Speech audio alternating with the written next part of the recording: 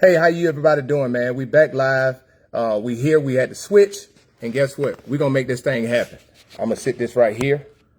All right. I'm gonna use this as a prop, and I know everybody can hear it. So we back here. We back live. Let a few more people get in here. But besides that, yeah, we got people coming in right now. We appreciate everybody transitioning over. Hey, we say nothing's gonna stop this. We're gonna make sure, and you can share it if you want to. I'm going to go ahead and just going to lock the door. Okay. All right. So we're here. We're live. Again, Ms. Jones, thank you guys so much for transitioning. And I have Mr. Donald Bennett, senior here, and I'm going to get some more space. And there we go. So we were talking earlier, and I know some things. I don't know what people heard or not, but we're back here, and I got Donald Bennett Sr., who's running for Perry County District 1 in Alabama, Perry County, Alabama District 1. He's running against the incumbent candidate, Albert Fitzgerald Turner. And I just wanted to have him on. I reached out to him. He gladly came on. And this is for all political candidates. You have an open invitation to come on the Black Bear Experience show, and so the people can hear from you. But I know you was talking earlier about all of the things, and I just want you to kind of do a recap, if you mind. I'm going to go back and do a recap of the opportunities at Vaden Field. Okay. And so we're using it, excuse me, in partnership with Marion Military Institute. They have a pilot training program.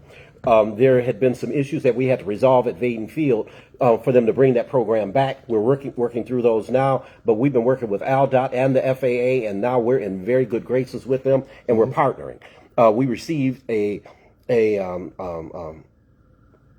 funding from the SEEDS grant, which will be taking place to do the assessment to bring jobs out to the airfield. Okay. That's what we're looking for. So what you do is you don't just go out there and say, well, let me do an assessment, and somebody asks me right off, so what type of jobs are you bringing? No, that's not how that works. You do an assessment, and the grant comes out, and they have a team of people that come out and they do an assessment for the airfield, and they will determine what is the best type of operation that would fit within the space of the 485 acres that we have, being that it's an airport. Mm-hmm. So you have to work around logistically around that airstrip. But we're looking at also, we have a 10,000-foot runway. It's surfaced or resurfaced up to 6,377 feet.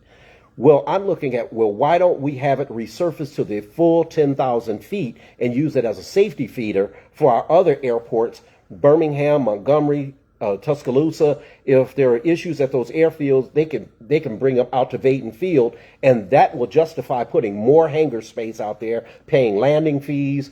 We could have mechanics out there as well, working out there, creating jobs. It is a lot of things that can transpire from that property. And also, is it possible for us to look at a distribution center? Yeah. I don't know. So I had always said I think it would be a good location for a distribution center, but through the SEEDS grant, assessment grant, it will give me that answer. Is that something that's viable that would work at the airport? So I just want to say this. So, for example, one of the biggest needs that I know that people are going to talk about, and this is me moving back. I just recently moved back home to Uniontown last week. Yes. We don't have a grocery store. There's only one grocery store in Perry County. That's Piggly Wiggly in Marion. When you sit down and think about it, right? But in order to do that, you have to do an analysis. Yes. You have to have data. You got to have data so that you can attract people, potential investors that want to come in. You got to do an analysis of the area, all of the area, the demographics. Who's going to shop there? Who's going to shop there? How much do they have to spend? What do they typically buy? You have to do all of that. Yes. that so research. Is that similar like what the seed grants? Absolutely. Okay. And so what you would do is, and with the state, the Commerce Department, they have a rural division. They would be willing to help in all of those aspects, and we have that relationship with them to say, how do we work to get that type of operation in Uniontown, to get a grocery store, so they can provide you with the data. Gotcha, with the data. So yes. Okay, I'm asking this question. I'm not trying to insult anybody's intelligence, right? So there's a lot that goes into actually getting industry here. Absolutely. Instead of just rhetoric. Yes, because a lot of times you could just say, oh, we're going after jobs. Well, that just sounds good. Yeah. But what does that mean? Yeah. And so you have to actually put in, well, what is the distance of the location you're talking about to the nearest highway? Yeah. Or the interstate? Or do you have a rail system? And how much power do you have? And what's the closest connection of that in your water? You're talking and you're making me smile because I'm throwing up my old logistics hat in the military. So I did a class. I went to a 2-week course. It's called Theater Sustainer Planner course. In that course, we are trained to do what we call a theater opening thing. So when we go into, for example, say like they got Operation Fury right now. Okay. The Fury in Iran. Yes. We will do analysis on all of the seaports, the airports, the rail system, all of that. We would do an analysis on that to show, hey, what do we need? What resources do we need to leverage, and what all of the things we need to do so that we can make sure that we can utilize that. Correct. Right. And that you're talking about that is the data and that type of stuff that we need, that we can provide to people that makes sense. Right? Right. So could I pause for one moment? Yeah. I just need to. Yeah. But that is the type of thing. So one of the other things is what I do appreciate. I appreciate that we have Mr. Bennett to actually come on. You know, we've been asking a lot of the candidates to come on, and I know a lot of people have been asking me.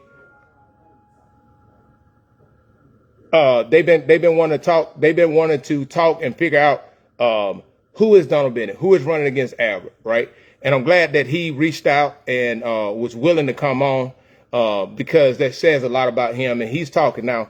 He has a lot of other things that he's going to talk about, and this is just so. So if you guys have any questions, please feel free to ask those questions. But I just want everybody to understand that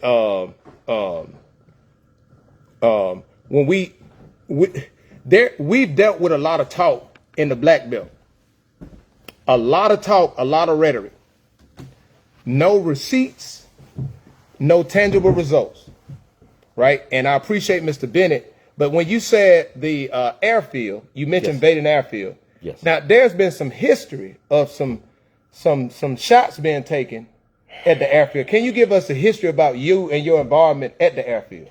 Well, yes, I was asked to step into the role as chairman of the board of Perry County Airport and Industrial Authority, and it was Pete Sanders, Preston Sanders. He was the former chairman of the airfield. Okay. But I know he was handing it off. He wanted to go ahead and retire from it, but he wanted someone that had a background in understanding airports. Even though I was the board president of Main Street, I didn't really understand how I would have the time to do it, but I felt it was something that he asked me to do. I would step into that role. So when I stepped into the role, that was in November of 2020. Okay. And within 2 weeks, I received a letter that said, oh, by the way, we're $840,000 in debt with a local bank. Okay. Well, I mean, I think we had maybe $50,000 in the bank, and we also had contractors that were doing work out there, S.A. Graham and Wiregrass. Those were the contractors that were finishing up the runway. So that was from a 2018, a 2019, 2019, yes, a 2019 grant that they got from the FAA. So, because I'm being transparent, absolutely, on this show. Yes, absolutely. When I got hold to that information, yes. So see, I want people to understand accountability don't discriminate. That's right, and I love the fact that. Ask me about it. I don't mind telling you about it because I want you to know about what happened. At face value, when I saw it and I saw that, I was doing research and I saw that they got a grant for the airfield. Yes. Right? I didn't know you. Correct. You see what I'm saying? I didn't know you. I didn't know anything. And I was asking questions. What happened? I think it was 600,000. It was. No, the grant that they had, it was like a $2 million grant. Yeah, it was like a $2 million. But some of those funds had been paid. Yeah. Because what the previous board had done, they had a grant, and there was a gap in between when the grant funds were going to be available. Mm-hmm. So they took out a loan from the bank to cover it until the grant funds became available. Gotcha. But what happened was, instead of them paying on that grant, paying on the grant or paying on the loan as it should, they were paying the interest on the loan. Gotcha. And so that's how the debt at the bank went up to $840,000. So no, but this is why I want people to understand and being transparent. I was on the Black Belt Experience show as the host. I called for accountability of that. Which it should be. And guess what?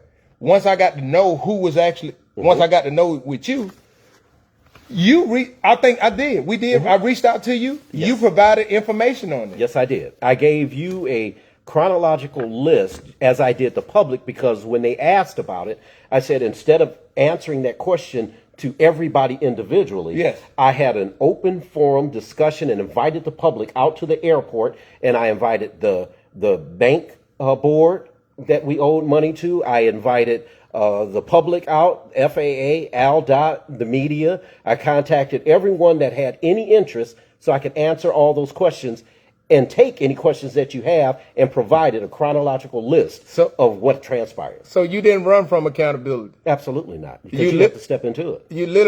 You just got basically somebody handed you off a soggy soup sandwich. Absolutely. And it was real wet. I mean. And you actually didn't run from it. You didn't blame nobody else. No. You took the bull by the horn.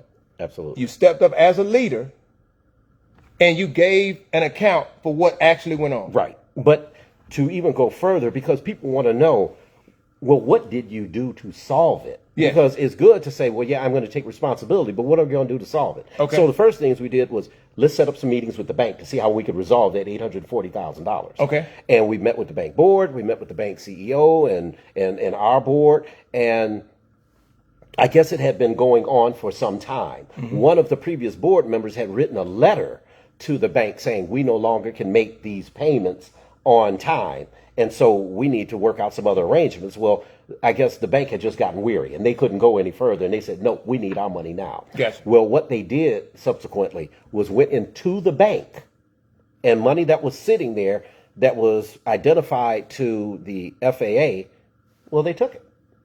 They just withdrew it because they said first right of their assets, and so they took a portion of it. Well, that money was to be used to pay the contractors that were out at the airport.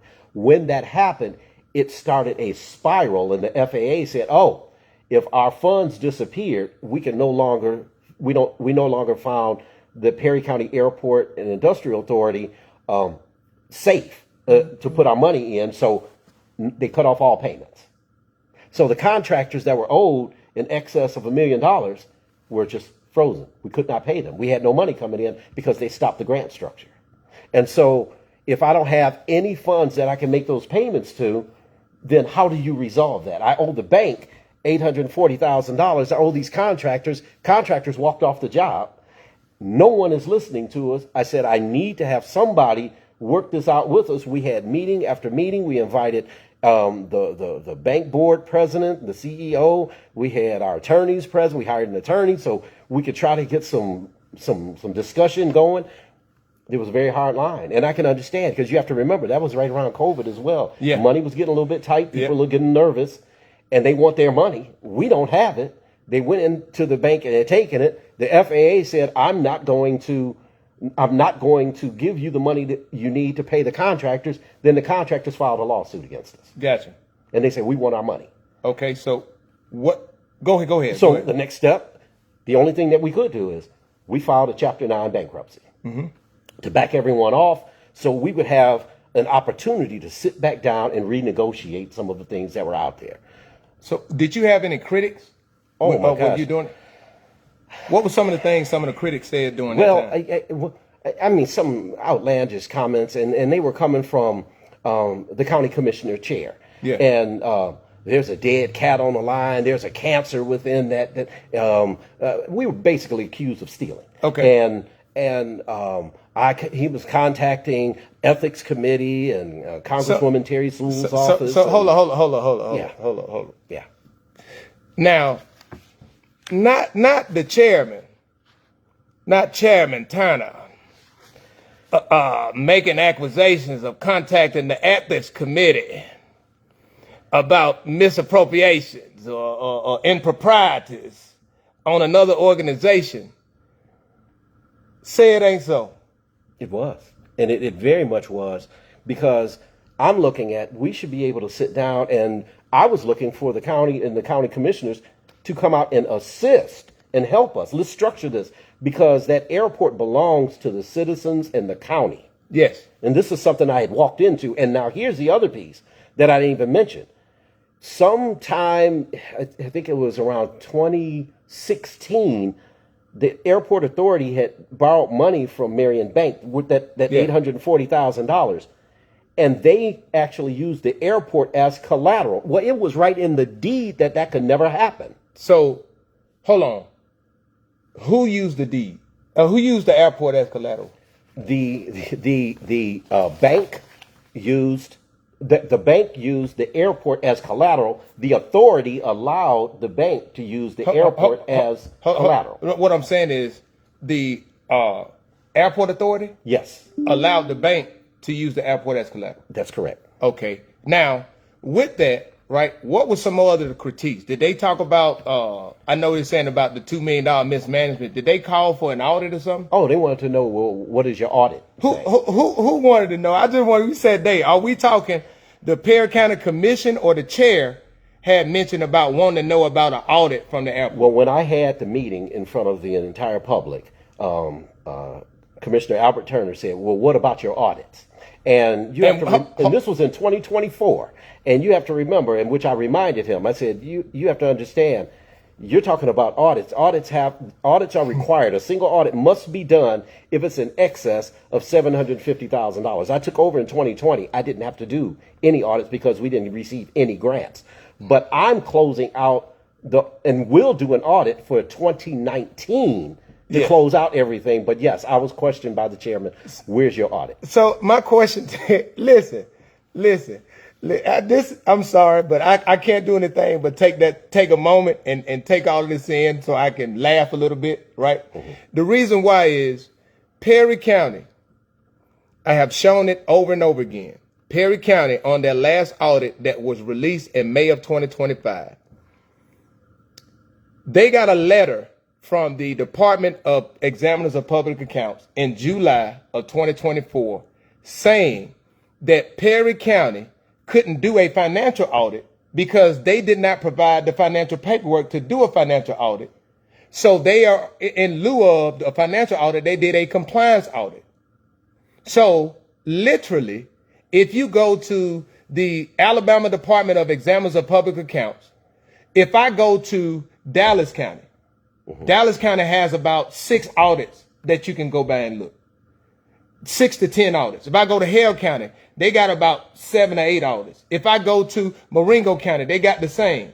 If I go to Perry County, they got 3. Now, according to Alabama law, a county is required to do an audit every 2 years. A county can do an audit every year if they choose to, but they just have to pay for it themselves, and they got to get it approved by the Alabama Department of Examiners of Public Accounts prior to them using that CPA, the Certified Public Accountant. Why is that important? The hypocrisy of Albert Fitzgerald Turner to try to, first of all, I'm going to say this, and I'm going to be as honest, and I'm going to give it back to you. A black elected official is challenging a black board president about an audit, right? Yes, about an audit. That you really, it wasn't your, what I'm saying is it wasn't your responsibility. You was already taking leadership and standing up and letting the community know. Correct. I said that because the same guy, y'all see what I said? It's cool when he do it, but it's a problem when others do it. But I'll turn it back over to you. Well, because I ain't really want to say exactly what I want to say, but go ahead on. I'm just saying what I'm trying to do is, and I'm trying. What I'm doing is running for a seat. I'm trying not to make this a no. It's not personal. Yeah, it's not a personal. It's not a Donald versus Albert. No, but these are facts that happen. And you're asking a question, so I'm going to answer. Yeah, I'm asking factual questions. This is not the setup of us versus them or that type of thing. Right. What I wanted to highlight was your example of leadership in a crisis moment. Mm-hmm. You didn't come in pointing fingers. Right.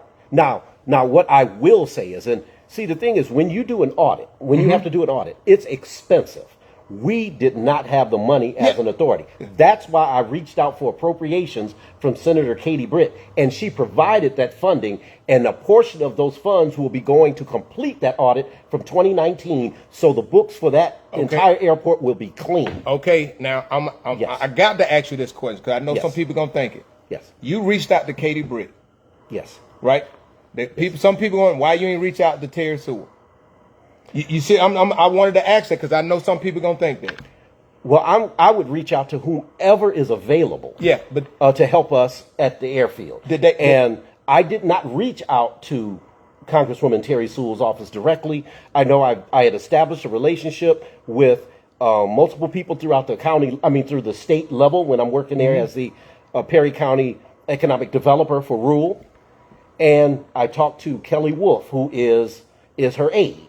And I mentioned what I was doing at the airport, and she was telling me about some of these appropriations that will be coming up. And I said, if there's a chance that I can get some support, I need it. And so no, we put in for it. I appreciate that answer. Yes. You know why? It ain't about who can help me. Absolutely. No, we're trying to help Perry County. No, that's what I'm saying. Like, no, because a lot of people, and I'm glad that I didn't know that answer. I did not know that, but I wanted to ask it because when let's be honest, we're in a very strong Democratic area. Okay. No, I'm telling you, and when we bring up Katie Britt, you know, some people will think a certain way. At the end of the day, you had an opportunity that somebody that could help you, assist you. That's what I'm looking for. And that's what you're looking for. Whoever it is. And it didn't matter. No. They didn't ask you for any, did they ask you for any favors that you had to support them? There were absolutely no favors. There was no questions asked except, will it help the airfield? That was the only question that was asked. And I'm going to ask any department, anybody, and yes, I do meet with leaders from throughout the state, and I do ask for support. Gotcha. I definitely do. Listen, I'm all about leverage. You know what I mean? Leverage. It doesn't, I don't care who you connected with. Now, if you shady, I ain't doing no quid pro quo type stuff. Absolutely. But if you can help the community. Yes. That's what I'm looking for. I don't have to like you individually. But if it can help the community. It wasn't so much about the party. It was about the position of the airfield and where we were at, and our back is up against the wall, and we're trying to grow. So when I'm asking for assistance through SEEDS program, when I'm asking for assistance through Innovate Alabama, when I'm asking for assistance through USDA, I don't ask them what is their political party affiliation. Gotcha. I'm asking for assistance to help the county, and that's what we're trying to do. Anthony, that's my cousin. This is Mr. Donald Bennett Sr. He's running for Perry County Commissioner District 1. He's running for on May 19th. That's be the primary. And he's one of two candidates running for the primary for the Democratic ticket. That's who he is. And Mr. Henry Mentor said you need a relationship across party lines. That's what should be happening for the betterment of the community. And yes, I wholeheartedly agree. And I just felt the need to ask that, and I'm glad that you expanded so people can hear that it's about the community, right? It is. And one thing you did, and I want to highlight, out of the whole time we've been talking and discussing, yes, nothing has been about you. Well, no, I'm just saying, no, it's about the county, and that's why I volunteer. Yeah, because I consider myself a servant leader. If the type of support was given to help develop the airfield and to work together and collaborate together so we could start getting some things done, there wouldn't be a need for me to run. Yeah. I could stay retired and stay at home. So now with this, because I'm recently in that retiree realm. Right. And you say you retired when in 2014?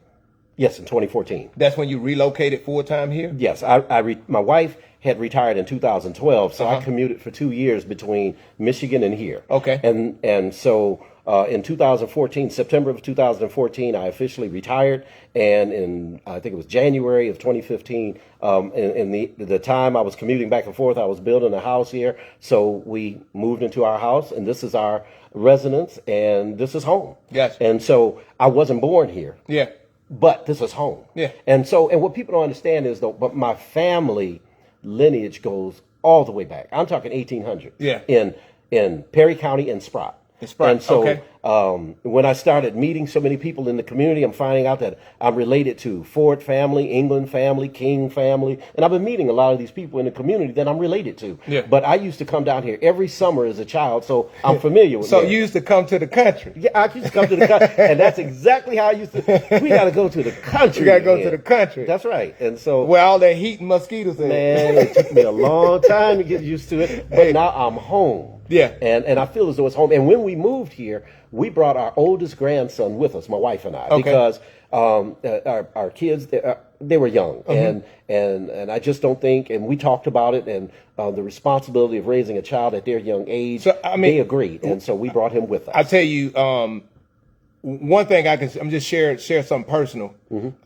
Today is my son's birthday, 22. He turned 22 today. Happy Robert birthday. Jr. If you see him, you'll know him because he's my clone.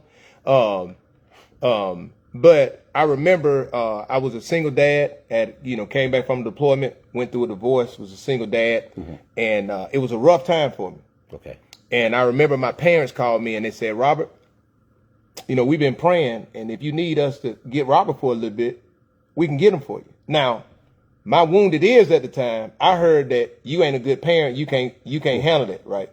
But it was a godsend to be able to allow my son to come stay with my parents for a while. Absolutely. Just to help me out. And I just said, I can see that, especially now I have 2 grandsons myself. So, yeah. And that's that's just how it is. And to have that support, which was interesting because even my son used to come down here and he stayed for a while with my parents and he attended Francis Marion, used to play out at the ball field here on the baseball teams. And so when we it was his son, our oldest grandson, when we moved down here in 2014, 2015 and located here, he was attending Francis Marion. We used to take him. He played baseball out at Industrial Park on the baseball teams. Yeah.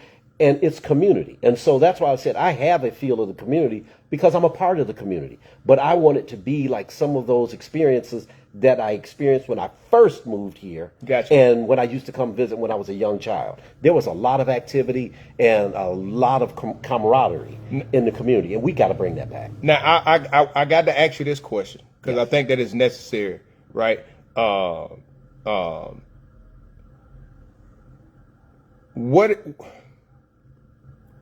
And I just want to make sure I get it right because it's a reality, right? We're dealing with reality. How would you go about, if elected, how would you go about the working with the other commissioners to work together as a collective group to bring what's best to the community? We have to be able to provide and have an open door. We have to provide factual information and a direction of where we're going. So one of the things that I haven't seen, which we would have to provide is, what's our 2-year plan, what's our 5-year plan, and what's our 10-year plan? We have to have a plan. And when you lay out a plan, that's why we received a grant from Delta Regional Authority last year in July. And we're still working through that right now, putting that plan together, because that's not something you just do very fast. You have to work it through and be thorough. So that's what I was talking about, a strategic plan. Yes. It was, I shared it a while back, but it was, I think it's Long County. It was a county in Georgia right outside of Fort Stewart. They had they released in 2019 a 20-year plan. Yes. That laid out to 2039. Absolutely. And I see no reason why. Every Fortune 500 company has a short-term and long-term plan, and they lay it out because that's your roadmap to get there. So we have to lay out what is our roadmap, because I hear often roads and how many roads were resurfaced. Leading to what? Yes. What are they leading to? You have to have it lead somewhere so you can start bringing in more revenue and tax revenue to pave more roads. But if we have industry and jobs being created, now you're actually doing some resurfacing leading to someplace. And that's a great point. The city of Tuscaloosa, they released a list earlier. One of the city councilmen, their district. Yes. They released an itemized list based off of priority, and they had the amount to each one of them. Yes. Of the roads that they were repairing. You see what I'm saying? And that's how it should be. And so you do an assessment of what are the worst roads. What are the worst roads? Then you factor in what is the cost. What is the cost? But also, what's the priority to fix that road? What is the priority? And it can be based off of a number of different variables, the cost and the traffic on that road. Yeah, and then if this road may not be the worst road, but this road draws in the most revenue. Yes. I'm going to prioritize getting that road fixed. Because it's going to provide you more tax revenue Yes. to get more roads paved. So we got some people asking, do you have any military experience? I do not Do have you any- have any political experience? I have no political experience. I am, as I said, I'm a businessman. I'm a family man. Yeah. I've been married this year in July will be 44 years. I have 5 grandchildren. I'm 46. Yes, I mean, my wife and I, we've been together for 50 years. We started dating in 1975. Oh, wow. And we've been together ever since. And I mean, we're best friends. That's what it's about. It's about family. And so, but I don't have military experience. I have working experience, and I just like getting along with people. And as I said, I am, when people ask, well, why am I doing what I'm doing? Why do I volunteer for all of, why am I a servant leader in the community? Yeah. And I always give them the answer, and I say it's somewhat selfish. And it is, because I know, I'll be 66 this September. And so I look at, I want to be able to sit out on the sidewalk at a table and watching people going by and having conversation and know that the people that are younger than me are going to be taking care of this community where I feel safe that it's in good hands. So, you know what? You said something. I'm going to share something. You know, I just recently retired after 26 years. And a lot of people ask, man, Chef, man, why you ain't get out at 20? The reason why I didn't was because I had a mind to build a bench. Okay. I wanted to build a bench. I wanted to take time out to pour into those who was going to be replacing me. That's right. You see what I'm saying? Because I wanted to make sure that, look, over that time, I was at 20 years. I had a lot that I can pour into somebody that at 4, 5, 6, and we may have a few of them that's watching right now, but I wanted to pour into them so that I can leave the Army in good hands. That's right. You know, and like what something that you just said, it's selfish for me too. And I'm being honest with you. You know why? I live here. That's it. I live So here. I want the best. I want the best. I want the very best Why for my not? community. Like this. Okay, here I have the advantage. I retired from the airline. My wife and I travel all around the world. One of the favorite places that we go is to Thailand. I have a good friend over there. He makes all my clothes for me. Oh, listen. Listen. If you ever been to Asia and you got you a custom made suit, because in Korea I got custom made shirts with my initial on it. Oh, yeah. Listen. I got my name inside. And look.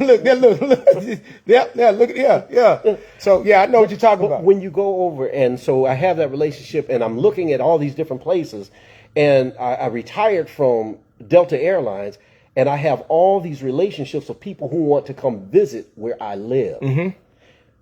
When we travel all over the world, I want them to be able to come here and experience some of that same joy that when we travel together around the world. Come to Marion, grab some great food, go into some wonderful shops, sit down and learn our history, and then we're talking about building our base of our community to where we have those things where all of a sudden I'm getting all these people from Delta Airlines coming to Perry County. And then I would tell you, this excites me, right? One of the things that really that I don't think that we realize the resources that we have. Correct. Marion, Alabama is a hub for civil rights history. Yes, it is. Yes, it is. I'm talking about Marion, Alabama is a hub for civil rights history. And the reason why I'm telling you that, this is the birthplace of Coretta Scott King. Correct. This is the birthplace and home for Jimmy Lee Jackson. This is the place where Dr. Martin Luther King and Coretta Scott King got married at, right? You have Albert Turner Sr. You have so many different people that's from here. Yes. You got the old Perry County Jail there. You have people that was, you have so much, and people will come here. Yes, they will. Yeah. Okay. I have to show. Okay. I have to show you something. I gotta step. He gonna step out, but okay. I gotta show you. Hey, I appreciate everybody with their questions, man. And I'm very appreciative of Mr. Bennett for coming on. But it's just exciting and refreshing to hear. I can go with you. Okay. I can go with you. All right, I'm gonna switch it around so he can go in presentation mode. I got it. All right, here we go. So this is what this building that we're in is going to look like. This is a rendering of, we just received the other grant from Innovate Alabama. Okay. And we're going to convert this building we're in so it'll look like this. So when we come to our city, this is what they're going to see. Gotcha. And so we've already started in this building here. It's the Harris Technology Hub. On the second side, this is 401, next door is 403, and it's going to be our incubator. Okay. Space. Upstairs, we're going to have space where people can rent and stay for the night, and then we're going to add these restaurants in our town. Okay. This one here, okay. If you look right across the street, Gotcha. this is what that building should look like. Okay. That's what it should look like. And so we can start having cafes, bistros, and entertainment, and people staying in our downtowns. This is what's going to happen. Next door, across the street here, is a building that's empty. It's sitting empty, but with some work Yes. and ingenuity and grants and the community coming together, we can make it look like this. This one here is an opening that we have in our downtown that I think would be a wonderful place where people can come to and engage and just have community gatherings. But you also, let me tell you what I see when I first saw, when you just put it up. Yes. Think about this, y'all. People would pay to have wedding photos there, Yes. family photos there. Yes. Absolutely. Like this, yes. And this is public space in our downtown, right near City Hall. Yeah. So this can be done. This one here, I just did like a visual of, if we have tour buses coming in, you got to make sure they got easy access in and out. On the side street of this building here, make a bus lane, park right there. We can have a nice little shed over it so people can get off the bus. Yep. Then they can walk around our courthouse square, go around the entire center, and they can enjoy our downtown Marion. And easy access in, easy access out. But they get walking around our downtown. Gotcha. This one here, Zion Church, historic church. Yep. Iconic. And so they have a grant. Albert Turner Jr., he was the one that had sponsored one of his grant writers to get a grant through National Park Service that provided a $748,000 grant for this church to restabilize it and restructure it. It's going to be wonderful for the community. Yep. And I thank and I applaud that effort. And that's what we need in our downtown. But I had just did a rendering of, could we imagine if we had brick pavers and signage, but instead of it curving around to the church, take it all the way down to the old jailhouse. Yes. And then let's have that jailhouse renovated. Here's my concept of what it would look like. Gotcha. It could be a museum of civil justice. That is, listen, I want y'all to see this. I want to get up close and just think about this. And I want people to, this is the stuff that I be talking about. And I'm not trying to, this right here, it's not only, it's preserving the history that's here. Absolutely. Also educating the future generations. Which they need to hear about it, and providing the rest of the country and any tourists from wherever to come here and learn about the history of Marion. But also revenue. Oh, and jobs. There's so much money in the tourist industry. Yes. Let's take advantage of it. Yes. Take advantage of that history that's here. This right down the street, it's a building. Yana, who owns Yana's Flower Shop down the street, she has a place right next door. She wouldn't have to do anything except put a sign out front. It has all the historical photos of so many people that went to Lincoln Normal School and from the community inside there. As a matter of fact, my mother's photo was down in there because she graduated. She was in the same class with Albert Turner Sr. At Lincoln, and he was the class president.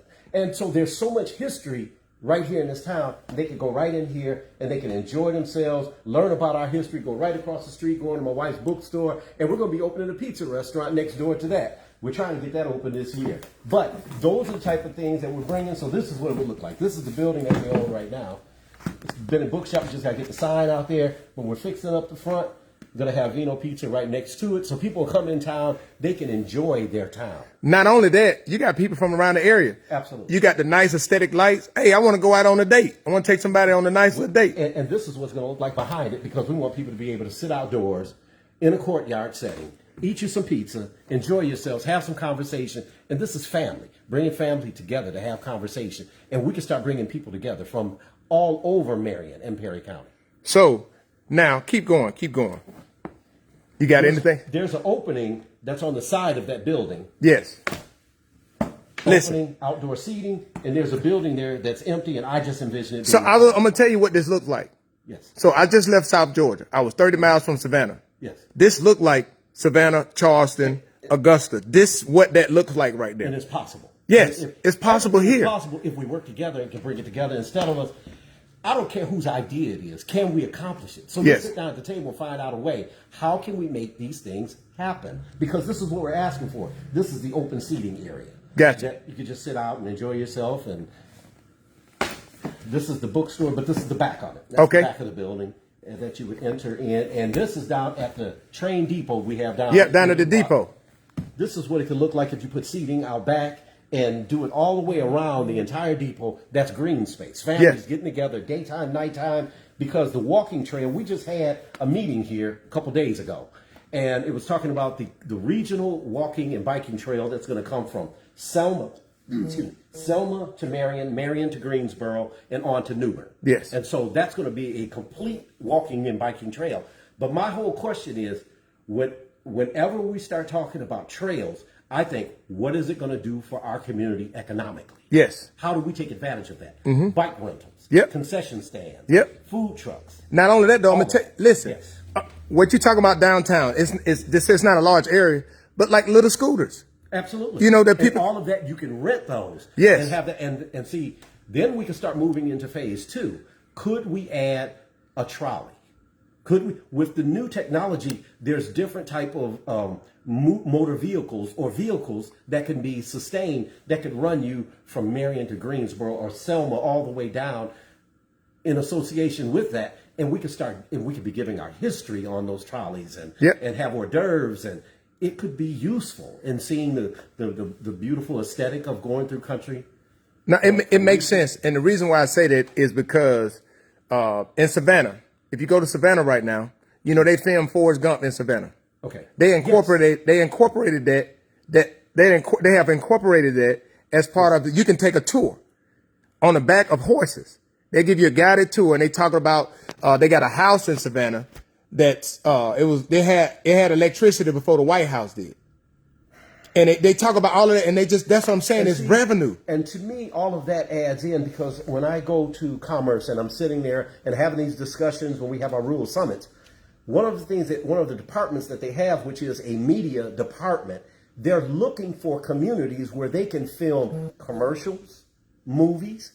Well, if we design our town aesthetically, this could be a prime location where a movie could be filmed. There was a movie, The Heart is a Lonely Hunter, which was filmed right here in Marion, I think in the 60s. Mm-hmm. But we can do that again. We can reincorporate some of those things into our daily lifestyle if we have a plan and move in that direction. Now, a lot of people, I want to just transition. I appreciated that.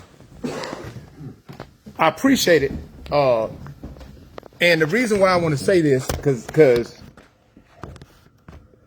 one thing that was very key with that, something I did recently, about a little bit over a month ago, I went online and I took some pictures I took in Uniontown. Okay. And I literally, basically did the same thing you did. Okay. Mm-hmm.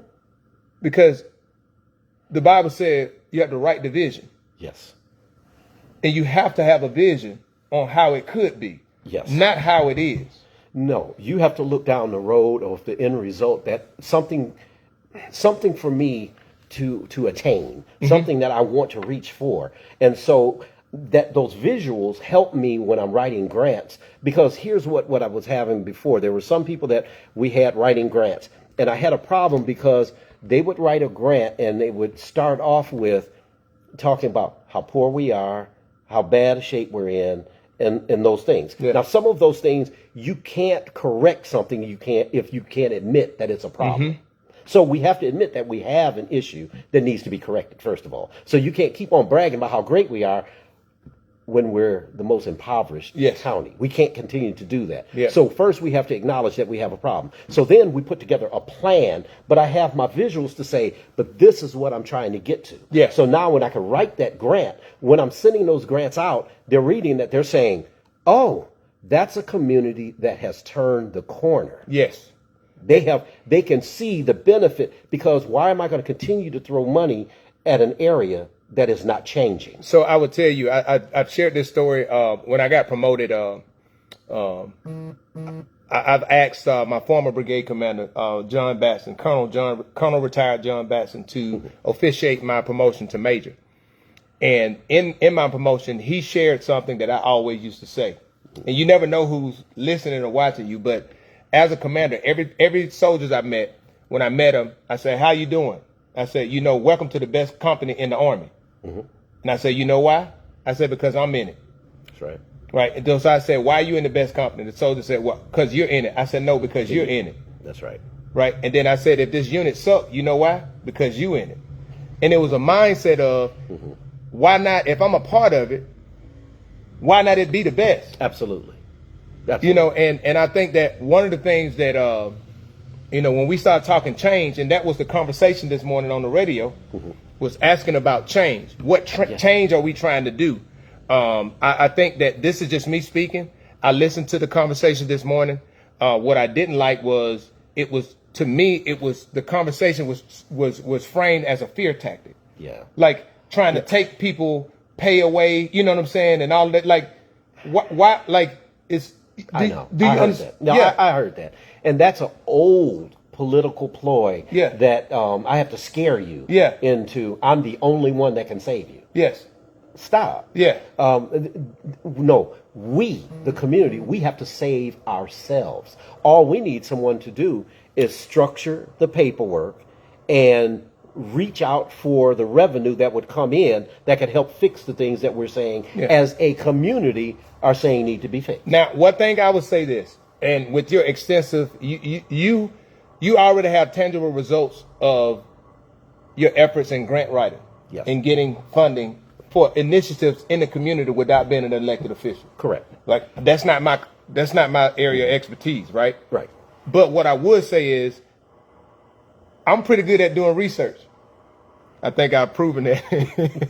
I'm pretty good at doing research. Yeah. One of the things that I found is there are a lot of communities in the state that leverage being rural. They leverage being in impoverished areas, and they get funding to do the very same things that you're talking about now. Yeah, but at the same time, you can leverage it to a point. Yes. But then you have to show that you made an improvement from the grant that they had given you. Yes. Because one of the things that we didn't even talk about, when you look at all the assets around here, we haven't even talked about Perry Lakes Park. Yeah. You talk about an 800-acre park on the Cahaba River that has all of the elements that would draw people from all over the country that would visit that park. But what investment has been made? Yeah. Now, I've been working with the Conservation Fund, who's doing an economic impact assessment of the park to see what type of revenue could be brought in just by promoting the park, the outdoor, the bird watching, the canoeing and the kayaks and concessions. You said the bird watching. The family I used to, the church my dad had pastored growing up, the Joe family.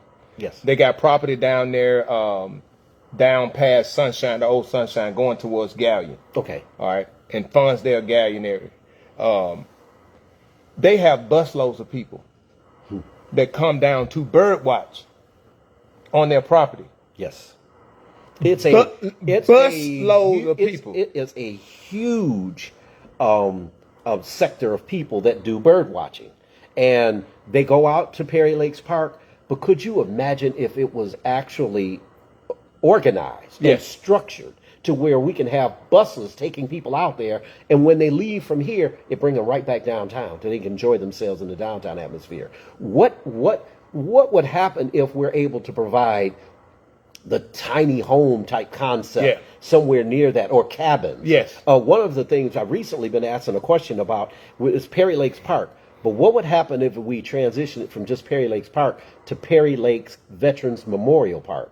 So you can institute now federal dollars towards it. I talked to the president, Colonel Mollahan, over at Marion Military Institute. You can tie in MMI. He was very interested in that, and so was the VFW here. So, and then think about it. What a lot of people don't realize, MMI has produced a lot of general officers.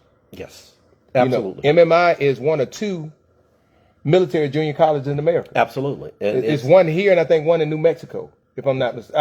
I know they one or two. Well, I know at Marion Military Institute, I am on the board at Marion Military Institute, and they have been very supportive in the efforts of trying to revitalize the area, not only just the area, but the airfield as well. So we work as partners. And so the more partners that we can bring to the table, there's nothing that we can't accomplish. But we just have to work together. No, what I do is I do appreciate it. And I know I'm going to ask this question because some people ask.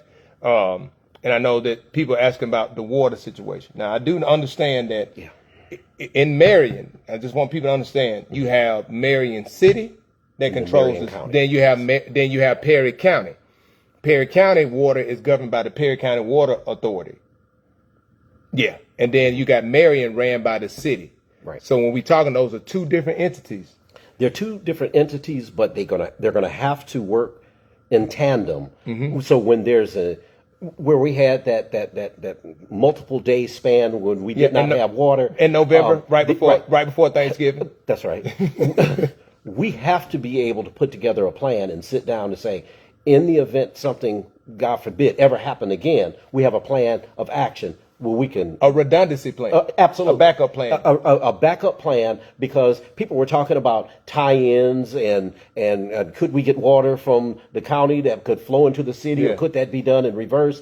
Well, this is the time to talk. I think it's called like an interconnect. Yeah, interconnect. And so if you have the interconnect and you have that set up, then you're prepared for things that could occur in the future. No, so yes. So having those redundancy plans, I've absolutely been prior enlisted as a communicator.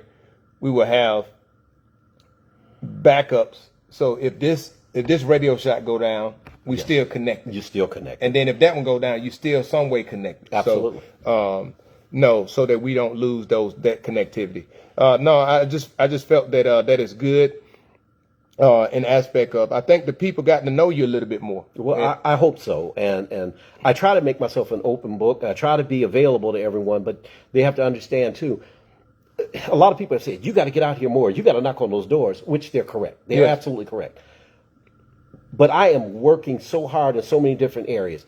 Perry County Airport and Industrial Authority, I have to make sure that Vaden Field is being developed and making sure that those grants are followed through on. Once you receive the grant, then the work starts. Yeah. And so then I have to do the work to make sure all the paperwork is done properly.